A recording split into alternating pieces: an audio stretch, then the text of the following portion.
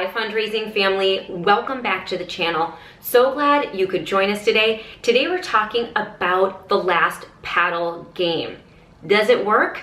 Is it worth all the hype that everyone says it is?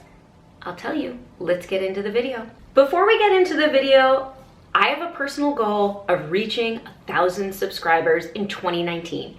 We are so close, we're like 955. If you're new here, if you watch these videos and you've never subscribed, all you have to do is click that red button below. Help a girl out. I make no money for these videos. I just put them out in the world and hope that it helps your nonprofit raise more money. Click, help me. Let's get to 1,000. I don't know, I just really want to hit it. Anyways, let's get into this last paddle game. About 2 or 3 years ago, I made a video about the last paddle game. I was calling it the popcorn game, and I still think that's the best name for it, but the name never stuck and now everyone calls it the last paddle. So we'll use it called the last paddle. I've also heard it being called the runaround. Really hate that name because it has bad connotations, bad juju. So I'm gonna link that video down below and also leave it up in the eye. It's like this little box that pops up right here, and that'll take you right to the video so you can learn about what this game is. But let's get to the cliff notes. The cliff notes is, in the last level of your fund need, you turn your last level, whether it's $50 or $100, into a game. And the last person to raise their paddle wins a prize. Very simple. So this game kind of starts out slow. There's like a couple paddles, and then the paddles start flying faster and faster and faster. And I'm gonna be totally honest with you guys. I tried this at a few fundraising auctions because people asked me, they said, oh, we saw this work at another event, or oh, we heard about this and it raised so much money. Can you do this? So I said, sure. And I did it. And I did it first time, second time, third time, fourth time, fifth time. I could not get it to work. And when I say I couldn't get it to work, I did not see the same rate of participation in the audience. Sure, were there paddles being raised? Yeah. Were there people who were actually winning the prize? Yeah, so it technically worked. But from a fundraising point of view, it really got me thinking, is this a good use of your time, or is it just baloney shimoni? You know me, I'm a data nerd. So instead of just taking every auctioneer, and auctioneers are boasters, they're braggers, saying I raised this amount of money, I raised this amount of money, I decided to use my favorite research tool, YouTube. So I went to YouTube, and you can do it too. And I looked up last paddle, I looked up runaround, and I watched every single video that was available. Some of them were great quality, some of them were garbage quality. And I sat there like an auction recorder and wrote down every paddle number that was called out. Now, for my real nerds out there, this was just a small sample size, but I think it proves my point. And what I found looking at those recordings is that there were a lot of paddles raised.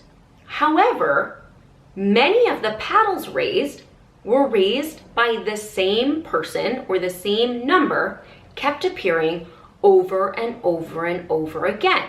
And oftentimes there were 3 or 5 numbers that kept appearing over and over and over again. So I thought to myself, what does this mean? What is this telling us? And what I think it means is that our big donors who have lots of money to spend, they're coming in and we're squeezing them for another $500, $600, $800 because they don't really care about that much money. So they'll put their hand up 8 times. Your other big donors will put their donors up 6 times. Your other big donors will put their hand up 7 times. So you will end up with a large amount of money, but what you will lose is participation. And if you're a school, if you're interested in a community vibe, if number of donors is important to you, this last paddle game does not help you reach your goal. And I think, and I believe, that you could have made the same amount of money had all the typical low-level donors who usually donate at $100 or $50, if they had actually given, you would have had raised more. because all those people look around the room and they think, geez, I can only raise my paddle once, but Mr. Big Donor over here, he's raised his paddle 9 times. How could I possibly compete with him? So you lose that $100 donation, and I think you lose the relationship as well, because what we're saying to them is, we don't value your donation, but what we do value is squeezing $500 out of our major donors. Another thing that I don't love about this game is it's not very philanthropic. The Fund a Need is supposed to be pure philanthropy, just giving. It's not about winning a prize. It's not about having a contest who can give the most.